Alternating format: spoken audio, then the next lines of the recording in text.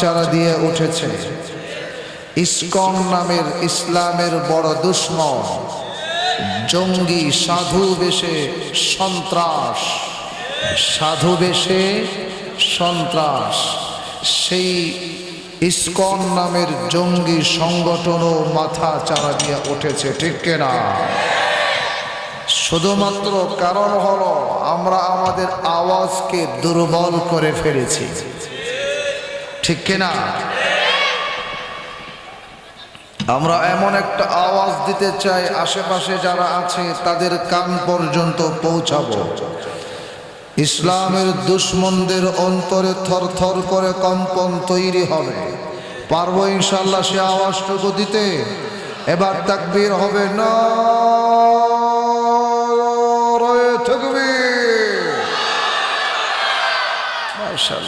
আল্লাহ আপনাদের জজবাকে কবুল করেন। সম্মানিত উপস্থিতি, আমি সময় যে খুব বেশি পাবো তা নয়, ইনশাআল্লাহ অল্প সময়ের ভিতরে আলোচনা গোছানোর চেষ্টা করব। আমি যে আয়াতখানা আপনাদের সামনে তেলাওয়াত করেছি, এই আয়াতে আল্লাহ পাক চির সত্য চিরাচরিত একটি নিয়ম, জন্মিলে মরতে হবে, সেই নীতি আল্লাহ পাক পবিত্র কোরআনের এই আয়াতে ঘোষণা করেছেন। আমি আগে আয়াতের তরজমাটুকু করব, এরপরে তাফসীরে ঢুকবো ইনশাআল্লাহ। আল্লাহ পাক বলেন, কুল্লু নাফসিন যায়িকাতুল মাউত, সমস্ত প্রাণীকে, সমস্ত জীবকে মৃত্যুর স্বাদ আস্বাদন করতে হবে। ওয়া ইন্নামা তুওয়াফাউনা উজুরাকুম ইয়াউমাল কিয়ামাহ, এবং কিয়ামতের ময়দানে তোমাদের প্রতিদান পরিপূর্ণভাবে দিয়ে দেওয়া হবে। সমস্ত মানুষকেই মৃত্যুর স্বাদ আস্বাদন করতে হবে, এই ব্যাপারে আমরা সকলে একমত কিনা? কথা বলেন, আমার কথা বুঝতে অসুবিধা হয়? সকলকেই মৃত্যুর স্বাদ গ্রহণ করতে হবে, এই ব্যাপারে সকলে একমত কিনা? আমরা একমত থাকি আর না থাকি, বিশ্বাস করি আর না করি, নাস্তিকেরা আল্লাহকে বিশ্বাস করে না কিন্তু মৃত্যুকে অস্বীকার করতে পারে না, ঠিক কিনা? তো কেউ বিশ্বাস করুক আর না করুক, তাকে মৃত্যুর স্বাদ আস্বাদন করতেই হবে। তাহলে আমরা এই পৃথিবীতে এসেছি ক্ষণস্থায়ী জিন্দেগির জন্য। আমাদেরকে এই পৃথিবী ছেড়ে চলে যেতে হবে চিরস্থায়ী জিন্দেগির দিকে। প্রশ্ন হলো, চিরস্থায়ী জিন্দেগির দিকে যাব, আমাদের ঠিকানা হবে কোথায়? আমাদের জীবন নামক যেই তরিটা আছে, এই তরিটা আমরা চালাচ্ছি, সেই তরিটা ভিড়বে কোন ঘাটে গিয়ে? জান্নাতের দরওয়াজায় ভিড়বে নাকি জাহান্নামের দরওয়াজায় ভিড়বে? সেই প্রশ্ন হলো আমাদের মনে। তো মৃত্যুর স্বাদ আমাদের সকলকে আস্বাদন করতে হবে। এই পৃথিবী থেকে আপনাকে আমাকে সকলকেই চলেই যেতে হবে, থাকা যাবে না। আল্লাহ পাক বলেন, সকলকেই মৃত্যুর স্বাদ আস্বাদন করতেই হবে, কিন্তু প্রশ্ন হলো কখন মরব, এটা কিন্তু আমরা কেউ জানি না। ইদা জাআ আজালুহুম লা ইস্তাখিরুনা সাআতান ওয়া লা ইস্তাকদিমুন, নির্দিষ্ট আজাল যখন চলে আসবে, একটা মুহূর্ত আগেও জান কবজ করা হবে না, একটা মুহূর্ত সুযোগও তাকে দেওয়া হবে না। প্রশ্ন হলো আমরা মরব কখন? এই প্রশ্ন সকলের মনে, কিন্তু এটার জবাব আমরা কেউ দিতে পারবো না। মুসলমান ভাইরা আমার, যুবক ভাইরা, এদিক সেদিক যারা ঘোরাফেরা করছো, খুব তাড়াতাড়ি জান্নাতের বাগানে চলে আসো। মুসলমান ভাইরা আমার, লক্ষ্য করুন, এই তো 80 দশকের কথা। টঙ্গী ইজতেমায় জোহরের নামাজের সময় একজন দাঁড়িয়ে ঘোষণা করলেন, বাকি নামাজ বাদ, জানাজার নামাজ হাজির। আসরের সময় আর একজন দাঁড়িয়ে ঘোষণা করলেন, জোহরের সময় যিনি জানাজার নামাজের এলান করেছিলেন, আজ এখন ঈশা আসরের নামাজের পর সেই এলানকারীর জানাজা হাজির। আহারে মুসলমান ভাই, আমরা মৃত্যুটাকে কত দূরে মনে করি। ঈশা জোহরের সময় নামাজ পড়ে মৃত্যুর এলান করলেন, কিন্তু তিনি তারই যে জানাজার নামাজের এলান হবে আসরের সময়, তিনি কি জানতেন? আমরা যে এখানে আছি, আমরা আমাদের বাড়ি পর্যন্ত যেতে পারবো এমন কোনো গ্যারান্টি কারো কাছে আছে নাকি? কিন্তু আমাদের প্রশ্ন হলো, মৃত্যুর স্বাদ আমাদেরকে আস্বাদন করতে হবে, এই পৃথিবী থেকে আমাদেরকে চলে যেতেই হবে। মুসলমান ভাইরা আমার, আল্লাহ পাক ডাক দেয়া বলেন, ফামান যুহজিহা আনিন নার। আল্লাহ পাক ডাক দেয়া বলেন, ফামান যুহজিহা আনিন নার। সুতরাং যেই মানুষটাকে জাহান্নাম থেকে মুক্ত করে দেওয়া হলো, জাহান্নাম থেকে দূরে সরিয়ে দেওয়া হলো, ওয়া উদখিলাল জান্নাহ, আল্লাহ পাক বলেন যাকে জান্নাতে ঢুকিয়ে দেওয়া হলো, ফাকাদ ফাজ, সে সফল কাম হয়ে গেল।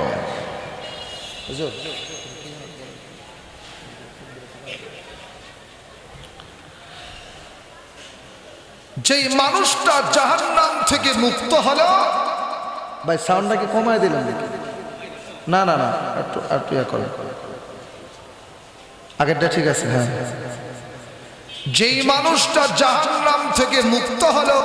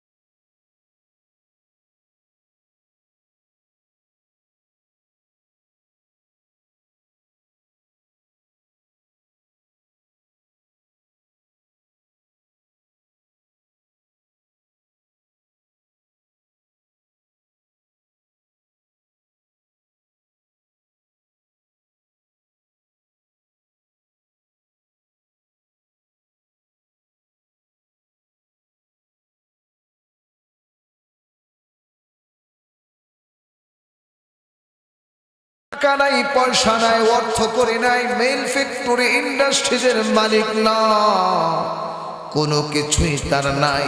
বিবাহ শাদীও কেউ তাকে, বিবাহ শাদীর ক্ষেত্রে তার কাছে কেউ মেয়েটা বিবাহ দেয় না। সন্তানাদি তো প্রশ্নই আসে না।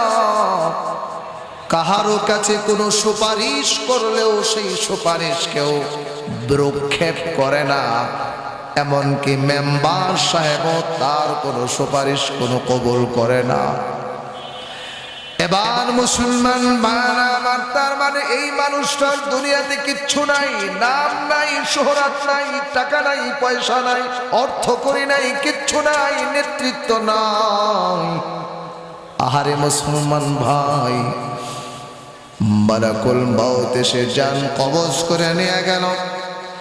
মালাকুল মউত জান কবজ করার পর আল্লাহ পাক ডাক দিয়ে বলেন, ওর ফেরেশতারা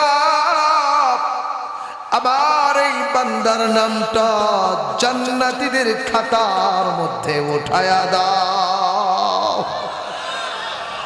এবার আমি জিজ্ঞাসা করতে চাই, প্রশ্ন যদি বুঝে থাকলে বলুন তো দেখি, এখানে সফল কাম প্রথম জন না দ্বিতীয় জন? জোরে বলতে হবে, সফল কাম প্রথম জন না দ্বিতীয় জন? আরো জোরে চিৎকার দিয়া বলেন, প্রথম জন না তৃতীয় জন? ও মুসলমান ভাইরা আমার, আল্লাহ পাক কথাটাই বললেন, ফামান যুহজিহা আনিন নার।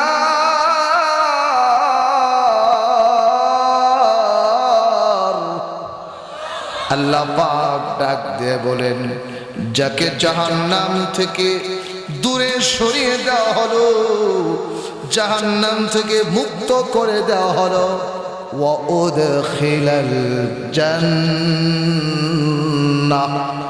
এবং তাকে জান্নাতে ঢুকিয়ে দেওয়া হলো, ফাকাদ ফাজ। ভাইরা আমার, এবার আমার প্রশ্ন হলো, আপনারা বুঝে থাকলে বলুন তো দেখি, সফলতার মাপ কাটি কি দুনিয়ার সফলতা নাকি আখিরাতের সফলতা? সবাই বলেন, সবাই বলেন। মুসলমান ভাইরা আমার, আখিরাতের সফলতা হলো আসল সফলতা, দুনিয়ার সফলতা আসল সফলতা নয়। ও মুসলমান ভাইরা আমার, এজন্যই তো আল্লাহ পাক বললেন, যেই মানুষটা জাহান্নাম থেকে মুক্ত হলো, জান্নাতে ঢুকে গেল, ওই মানুষটা সফল কাম হয়ে গেল। এবার আমার প্রশ্ন হলো, আমরা জান্নাতে ঢুকাটা হলো আমাদের আসল সফলতা, ঠিক কিনা? জান্নাতে ঢুকা হলো আসল। তখন জান্নাতে কে কে ঢুকতে চায় একটু হাত উঠায় দেখি তো। নারায়ে তাকবীর। হয় না জোরে চিৎকার দিয়া নারায়ে তাকবীর। আমরা সবাই জান্নাতে ঢুকতে চাই, ঠিক কিনা? ঠিক কিনা?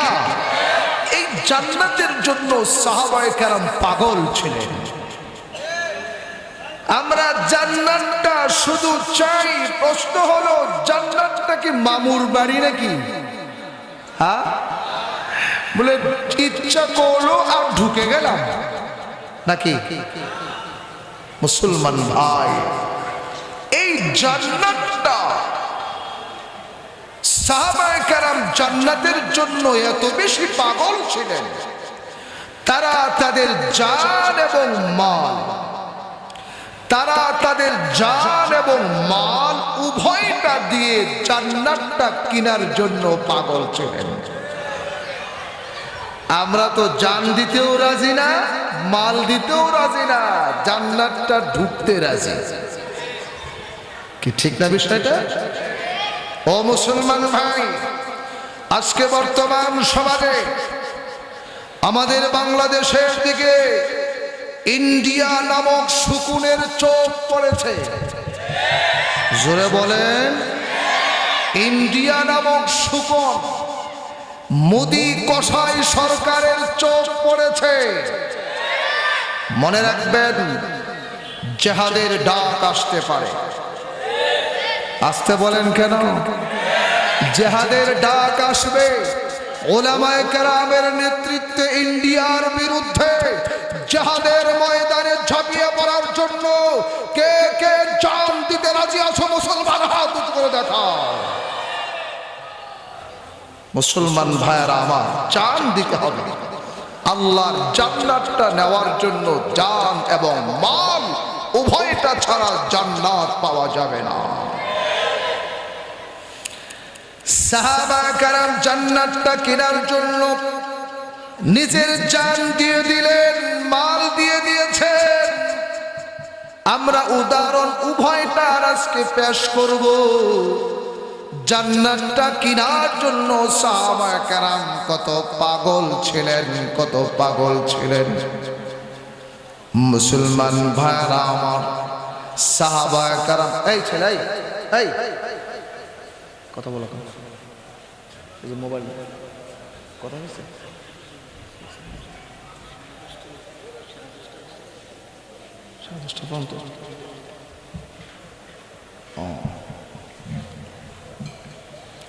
মাশাআল্লাহ লোকজন ঢুকতেছে, আমরা কেউ নাড়াচড়া করবো না। পিছনে এই যুবক ভাইয়ের বসো, বসে যাও, বসে যাও। যারা পিছনে জায়গা পাবেন বসে যান। সাহাবায়ে কেরাম জিহাদের ময়দানে নিজের জানটাকে দেওয়ার জন্য কেমন পাগল ছিলেন, জানের বিনিময়ে তারা জান্নাতে ঢোকার জন্য কেমন পাগল ছিলেন। মুসলমান ভাইয়েরা আমার, খেয়াল করেন, বদরের যুদ্ধের মধ্যে বিশ্বনবী সাল্লাল্লাহু আলাইহি ওয়াসাল্লাম ঘোষণা দিলেন, কুমু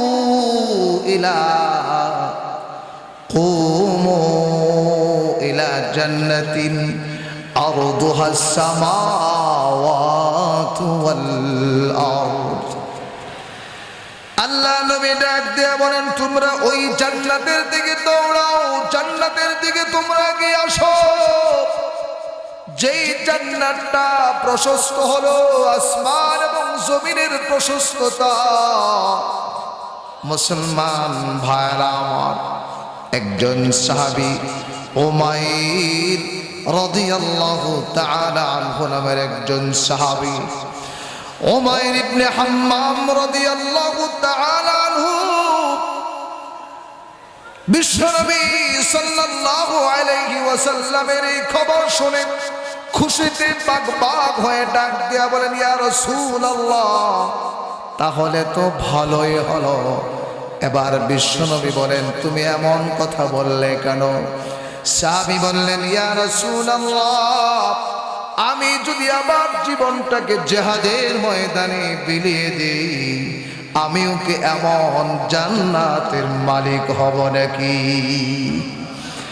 আল্লাহ নবী ডাক দিয়ে বলেন, হ্যাঁ, অবশ্যই তুমিও এমন জান্নাতের মালিক হবে। ও মুসলমান ভাইরা আমার, উমাইর রাদিয়াল্লাহু তাআলা আনহু তিনি খেজুর খাচ্ছিলেন, ব্যাগ থেকে থলে থেকে বের করে করে খেজুর খাচ্ছিলেন। কতগুলো খেজুর তার হাতের মধ্যে আছে। ইতিহাস সাক্ষী, নিজের জীবনটাকে বিলিয়ে দেওয়ার জন্য, জান্নাতে ঢোকার জন্য ওই বাকি খেজুরগুলোকে নিক্ষেপ করে ফেলে দিলেন। আর ডাক দিয়া বললেন, যদি এই খেজুরগুলো খেতে যায় তাহলে আমার তো জান্নাতে ঢুকতে দেরি হয়ে যাবে। হযরত উমাইর ইবনে হাম্মাম রাদিয়াল্লাহু তাআলা আনহু তরবারি নিয়ে জিহাদের ময়দানে ঝাঁপিয়ে পড়লেন, যুদ্ধের ময়দানে জীবন বিলিয়ে দিলেন, আল্লাহর তৈরি জান্নাতে ঢুকে গিয়েছে।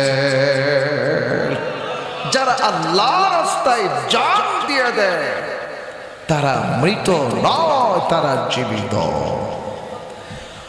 ওয়ালা তাকুলু লিমান ইউকতালু ফি সাবিলিল্লাহি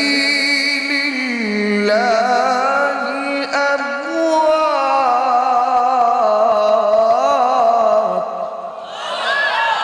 আল্লাহ পাক বলেন, যারা আল্লাহর রাস্তায় জীবন বিলিয়ে দেয় তাদেরকে তোমরা মৃত বলো না, বাল আহইয়াউন, বরং তারা জীবিত। সুবহানাল্লাহ। ওয়ালাকিন লা তাশউরুন।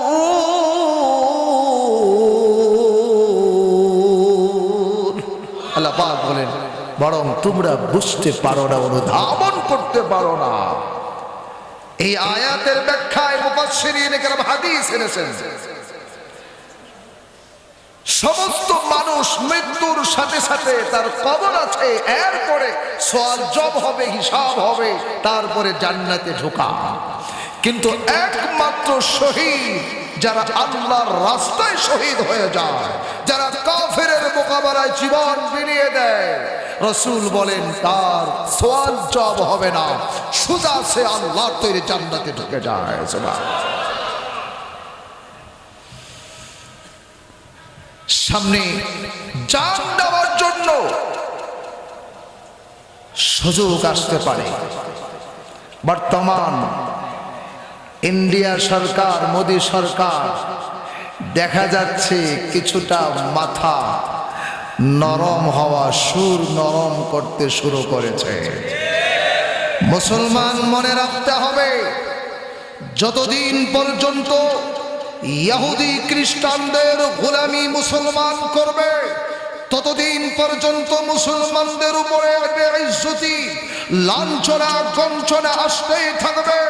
যতদিন যার যখন মুসলমানেরা জাগ্রত হবে, কাফেরদের বিরুদ্ধে জবাব দেওয়ার জন্য প্রস্তুত হয়ে যাবে, কাফেররা লেজ গুটায়া পলায়ন করতে বাধ্য হবে। ঠিক কিনা?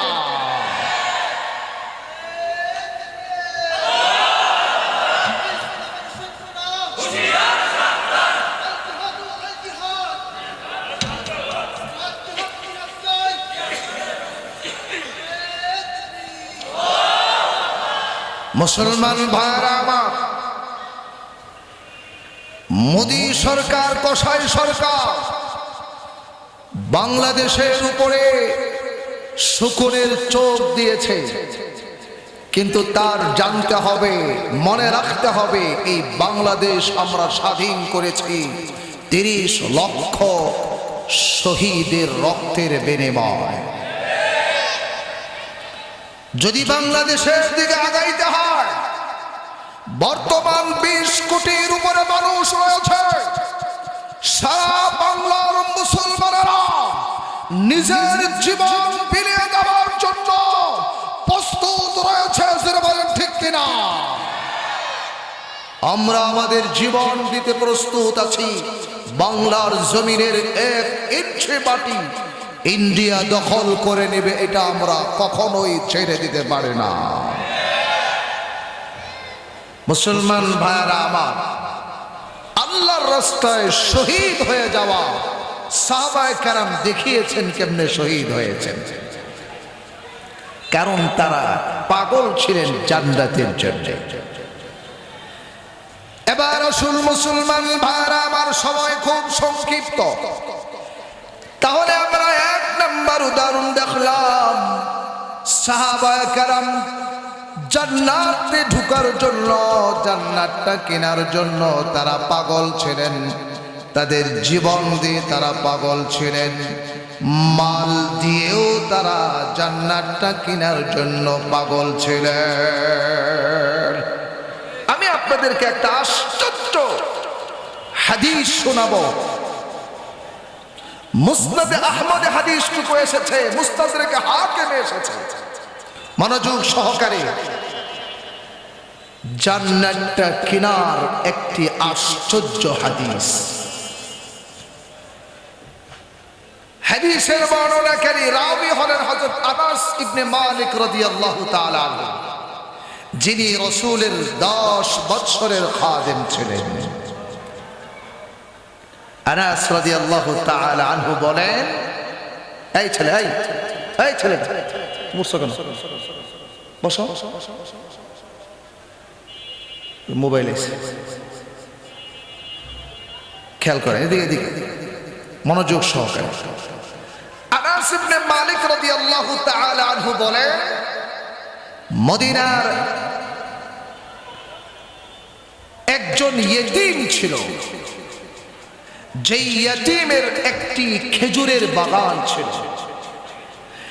সেই ইয়েতিমের খেজুরের বাগানের পাশে আরেকজনের প্রতিবেশী আরেকটি খেজুরের বাগান ছিল, তার প্রতিবেশী। সেই খেজুরের বাগানের মালিকের নাম ছিল আবু লুবাবা। একদিন সেই ইয়েতিম খেজুরের বাগানের সীমানা নির্ধারণ করে ওয়াল টানার জন্য তিনি ইচ্ছা করলেন। ওয়াল টানতে গিয়ে দেখেন ঠিক সীমানার মাঝখানে একটি খেজুর গাছ পড়ে গিয়েছে, যার কারণে তিনি ওয়াল সোজা করে টানতে পারছেন না। সেই ইয়েতিম বালকটি আবু লুবাবার কাছে প্রস্তাব দিল, তুমি এই খেজুর গাছটাকে আমার কাছে বিক্রি করে দাও। সে বলল, আমি কোনো অবস্থাতেই বিক্রি করব না। বলে, তাহলে আমাকে হাদিয়া দিয়া দাও। বলে, তা তো দিবই না, বিক্রি যখন করব না এমনি তো দূরের কথা দিবই না। তার সাথে কোনো অবস্থাতেই সেই খেজুর গাছটাকে তার সীমানায় আনার ব্যাপারে কোনো সমঝোতা হচ্ছে না। সেই ইয়েতিম রাসূল সাল্লাল্লাহু আলাইহি ওয়াসাল্লামের কাছে গিয়ে ঘটনা বর্ণনা করলেন। রাসূল সাল্লাল্লাহু আলাইহি ওয়াসাল্লাম আবু লুবাবাকে ডাকালেন। আবু লুবাবা সামনে আসার পরে রাসূল বললেন, তুমি এই গাছটাকে সেই ইয়েতিমের কাছে বিক্রি করে দাও অথবা তাকে হাদিয়া দিয়ে দাও। সে বলল, আবু লুবাবা বলে, কোনো অবস্থাতে আমি এই গাছ দিব না। রাসূল সাল্লাল্লাহু আলাইহি ওয়াসাল্লাম কয়েকবার তাকে পিড়াপিড়ি করলেন, কোনো অবস্থাতে সে রাজি না। রাসূল সর্বশেষ বললেন, তুমি যদি এই গাছটা ইয়েতিমকে দিয়ে দাও তাহলে আমি ওয়াদা করছি তোমার জন্য জান্নাতে একটি গাছের ব্যবস্থা করে দেব। এত আস্তে বললেন সুবহানাল্লাহ। জান্নাতে তার গাছ, সে গাছের মালিক হওয়া মানে শুধু গাছটাই পাবে, জান্নাত পাবে না। কি বুঝেন নাই কথা? জান্নাতে একটি গাছের মালিক হওয়া মানে সেও জান্নাতের মালিক হয়ে যাও। আবু লুবাবা বলে, তাতেও আমি দিব না। কি বুঝে? জান্নাতে একটি গাছের বিনিময়, তাতেও আমি গাছ দিব না। মুস্তাদরাকে হাকিমের মধ্যে এসেছে, মুসনাদে আহমদের মধ্যেও হাদিসটুকু এসেছে। আল্লাহর নবী বিশ্বনবী রাহমাতুল লিল আলামিন বারবার পিরাপিরি করার পরেও সে রাজি হচ্ছে না। এমত অবস্থায় জোর জবরদস্তি করেও তার থেকে তো নেওয়া যাবে না। আল্লাহ নবী বিশ্বনবী রাহমাতুল লিল আলামিন মন খারাপ করে তিনি বসে আছেন। একজন আল্লাহ নবীর বিশিষ্ট সাহাবী আবু দাহদা রাদিয়াল্লাহু তাআলা আনহু, আবু দাহদা বলেন, আবু দাহদা রাদিয়াল্লাহু তাআলা আনহু। মুসলমান ভাইরা আমার লক্ষ্য করুন, মনোযোগ সহকারে হাদিসটা লক্ষ্য করুন। আবু দাহদা রাদিয়াল্লাহু তাআলা আনহু জান্নাতের আশায় জান্নাতের গাছটাকে কেনার জন্য আবু দাহদা রাদিয়াল্লাহু তাআলা আনহু দাঁড়ায় গেছেন। দাঁড়িয়ে ডাক দিয়া বলেন, ইয়া রাসূলুল্লাহি, ইয়া হাবিবাল্লাহ, এই যে জান্নাতের গাছ আপনি বিনিময় বললেন, এটা কি শুধু আবু লুবাবার জন্য খাস, নাকি অন্য কেউ এটা খরিদ করতে পারবে? আল্লাহ নবী ডাক দিয়ে বলেন, হ্যাঁ হ্যাঁ, অবশ্যই অন্য কেউ যদি গাছটাকে কিনতে চায়, তার জন্য জান্নাতে বিনিময়ে গাছ হবে। আবু দাহদা রাদিয়াল্লাহু তাআলা আনহু দাঁড়ায় গেছেন, দাঁড়িয়ে ডাক দিয়া বলেন, ইয়া রাসূলুল্লাহ, ইয়া হাবিবাল্লাহ, ওই গাছটাকে ইয়াতীমের জন্য কিনে আমি তার জন্য হাদিয়া দেওয়ার ব্যবস্থা করব। মুসলমান ভাইরা আমার, আবু দাহদা রাদিয়াল্লাহু তাআলা আনহু এবার আবু লুবাবাকে ডেকে ডেকে বলতেছেন, আবু লুবাবা, মদিনায় একটা আবার খেজুরের বাগান আছে, যেই খেজুরের বাগানটা বড় উর্বর, সেই খেজুরের বাগানে 600 খেজুর গাছ আছে। কতগুলা? সুবহানাল্লাহ, বিশাল। সেই 600 খেজুরের গাছ, এত বিশাল সমৃদ্ধশালী সেই খেজুরের বাগানটা, সেই বাগানের ভিতরে আমি থাকার জন্য বাড়িও করেছি, বাড়িও আছে বাড়ি। সেই খেজুরের বাগানের ভিতরে একটা কূপ আছে, যেই কূপ থেকে সুমিষ্ট পানি পান করা যায়। এবার আবু দাহদা ডাক দিয়া বলেন, ও আবু লুবাবা, তুমি আমাকে তোমার ওই খেজুরের একটা গাছ আমাকে দিয়া দাও, আর 600 গাছের বিশাল খেজুরের বাগানটা আমার থেকে নেয়া নাও। মুসলমান ভাইরা আমার, আবু দাহদা রাদিয়াল্লাহু তাআলা আনহু একটা গাছ কিনতেছেন 900 গাছের বিনিময়। বুঝতেছেন কিছু? বুঝতেছেন? একটা গাছের বিনিময় কতগুলা গাছ? 600 গাছ। আবার সেই বাগানের ভিতরে কূপ আছে, বাগানের ভিতরে বাড়িও আছে। আল্লাহ! আবু লুবাবা বিশ্বাস করতে চায় না। আবু লুবাবা বলে, এ অবস্থায় সাহাবীরা, তোমরা কি আবু দাহদার কথা শুনেছ? আবু দাহদা কি বলে? সাহাবায়ে কেরাম বললেন, হ্যাঁ শুনেছি, আমরা এই কথার সাক্ষী হলাম। এবার আবু লুবাবা বলল, ঠিক আছে, আমি তোমার খেজুরের বাগানের বিনিময় আমার গাছটা তোমাকে দিয়ে দিলাম। তাতে কি হয়েছে বুঝেছেন? বলুন তো কি হলো? আবু দাহদার জন্য জান্নাতে একটা গাছ হয়ে গিয়েছে। এবার মুসলমান ভাইরা আমার লক্ষ্য করুন, আবু দাহদা রাদিয়াল্লাহু তাআলা আনহু 600 খেজুরের গাছের বিনিময় একটা গাছ কিনে আল্লাহ নবীকে ডাক দেয়া বলেন, ইয়া রাসূলুল্লাহ, ইয়া হাবিবাল্লাহ, এই গাছটা আমি জান্নাতের একটা গাছের বিনিময় আমি এই গাছটা ইয়েতিমকে হাদিয়া দিয়ে দিলাম। মুসলমান ভাইরা আমার লক্ষ্য করুন, আল্লাহ নবী খুশিতে পাক হয়ে গেছেন।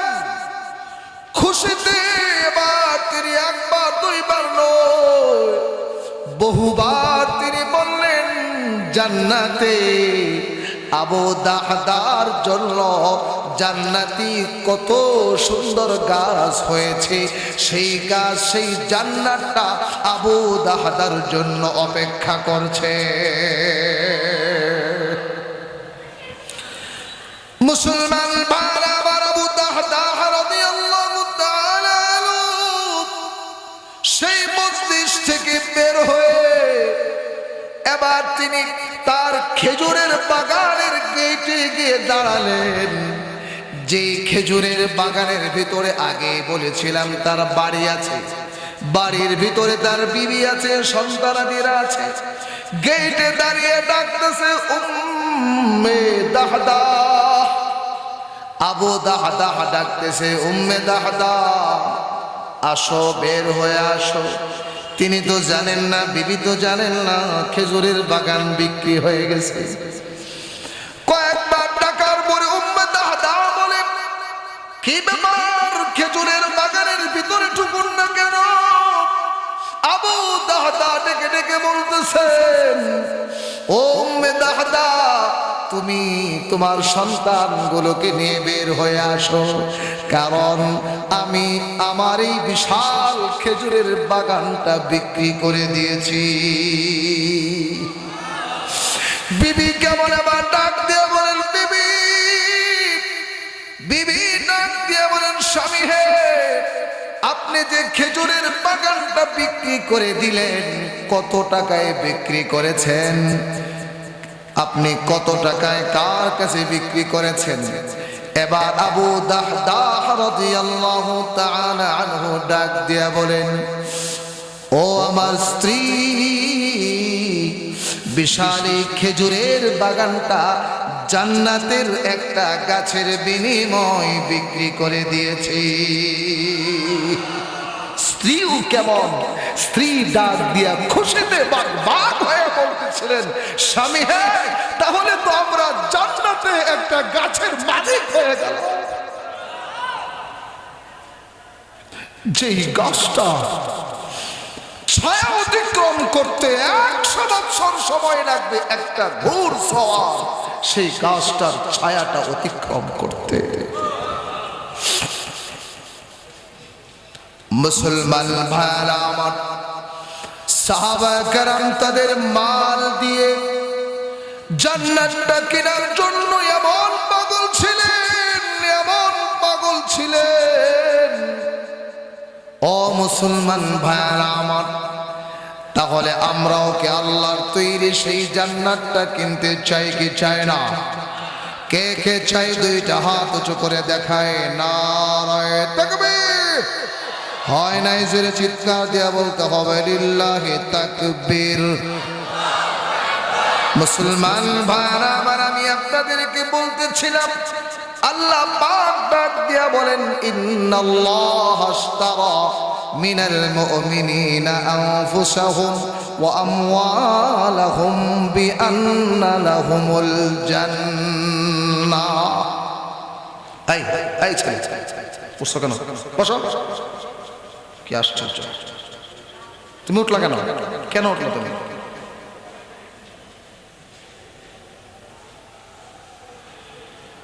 আল্লাহ পাক ডাক, আপনাদের কষ্ট হইতেছে, অসুবিধা ছেড়ে দিব নাকি? হ্যাঁ, একজন উঠবেন না, রাজি আছেন ইনশাআল্লাহ? আমি কিন্তু আপনাদেরকে জান্নাতে ঢোকাবো ইনশাআল্লাহ। কি রাজি আছেন? জান্নাতে ঢুকতে রাজি আছেন?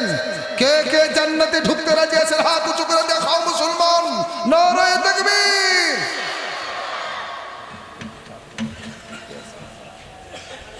ছাত্ররা এখানে একটু চান।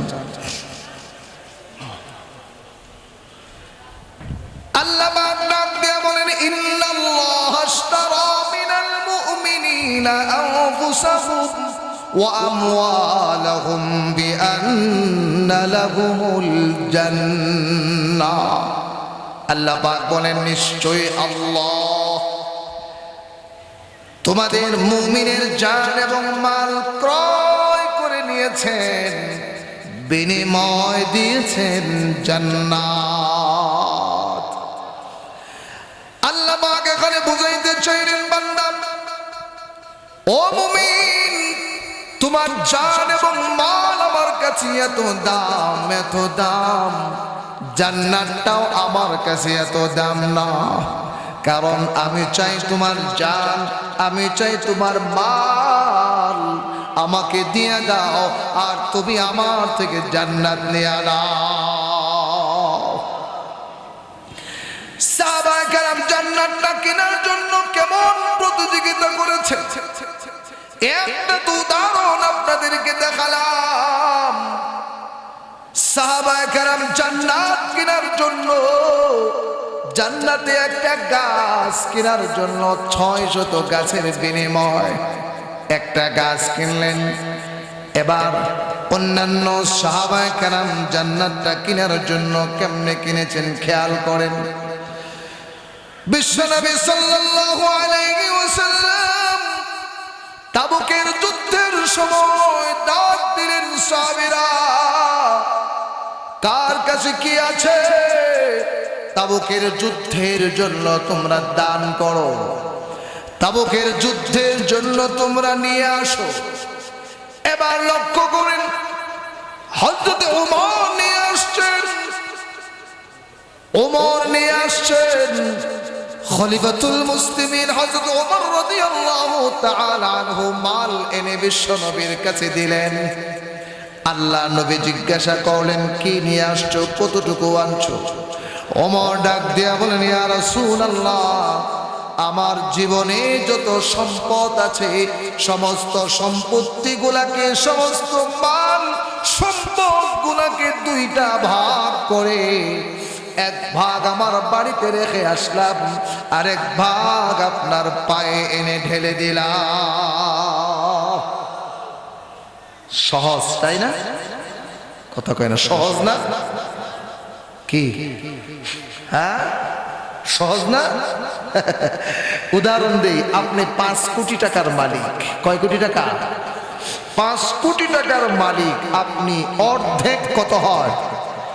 কত হয়? 2.5 কোটি টাকা আপনি এক হাতে একসাথে আল্লাহর রাস্তায় দান করে দিলেন। সহজ না? সহজ, হ্যাঁ? এবার হযরত ওমর রাদিয়াল্লাহু তাআলা আনহু খুশি কে ঘরে রেখে আসলাম। এবার হযরত ওসমানের পালা। কার পালা? ওসমান গনি রাদিয়াল্লাহু তাআলা আনহু নিয়ে আসছেন 100 ঘোড়া। কতগুলো? কন্যা 100 ঘোড়া। এবার নিয়ে আসলেন 900 উট।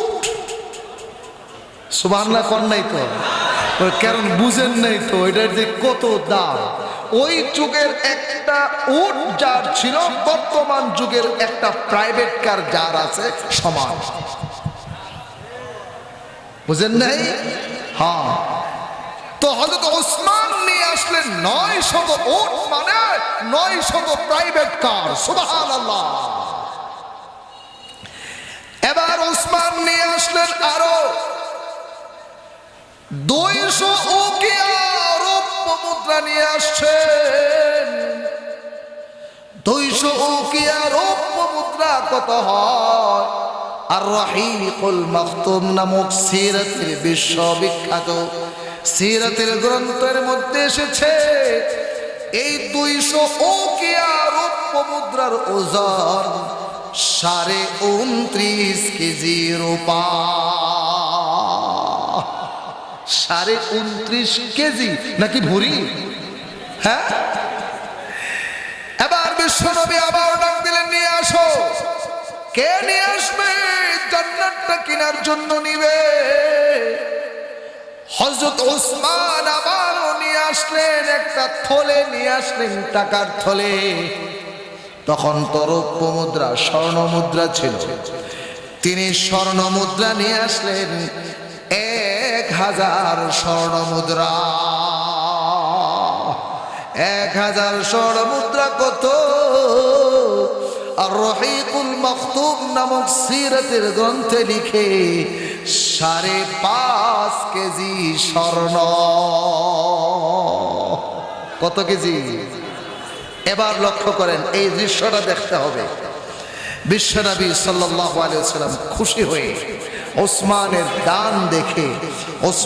দান দেখে খুশিতে এভাবে টাকাগুলো উলট পালট করতেছিলেন, খুশিতে তিনি এভাবে এদিক সেদিক বাগ হয়ে বলতেছিলেন, আজকের দিনের পর থেকে ওসমানকে কিছুই ক্ষতি করতে পারবে না। সুবহানাল্লাহ। ওসমান যদি কিছু নাও করে, ওসমানের জন্য আজকে যেই দান করেছে, ওসমানের জন্য জান্নাত ওয়াজিব হয়ে গিয়েছে। সুবহানাল্লাহ, সুবহানাল্লাহ। সাহাবায়ে কেরাম প্রতিযোগিতা করেছেন, আমরাও আজকে সেই দানের জান এবং মাল, জানের ওয়াদা আপনাদের থেকে নিয়েছি। ইনশাআল্লাহ জিহাদের ডাক আসলে জিহাদের ময়দানে নিজের জীবন বিলিয়ে দেওয়ার জন্য প্রস্তুত আছি কিনা জিরে করাছে। ইনশাআল্লাহ আমরা দ্বিতীয় পর্যায় হলো জিহাদের ময়দান, জান দিব, মাল দিতে হবে। জান্নাতটা কেনার জন্য আমি আজকে সর্বপ্রথম সেই আবু দাহদাহ রাদিয়াল্লাহু তাআলা আনহু, যিনি জান্নাতের একটি খেজুর গাছের বিনিময়ে 600 খেজুর গাছ দিয়ে জান্নাতের সেই গাছটা কিনেছিলেন। আজকে বিশাল এই জনসমুদ্র থেকে একজন আবু দাহদাহ রাদিয়াল্লাহু তাআলা আনহুর মতো একজন সৈনিক চাই, যিনি জান্নাতটা কেনার জন্য এই মাদ্রাসায় ইয়েতিমখানা, এই মাদ্রাসায় অসহায় ইয়েতিম গোরামা অনেক ছাত্র আছে, সেই ইয়েতিমদের বিনিময়, সেই জান্নাতের গাছের বিনিময় একটি হাত উঠাবে যিনি 1 লক্ষ টাকা দিবেন। 1 লক্ষ টাকা।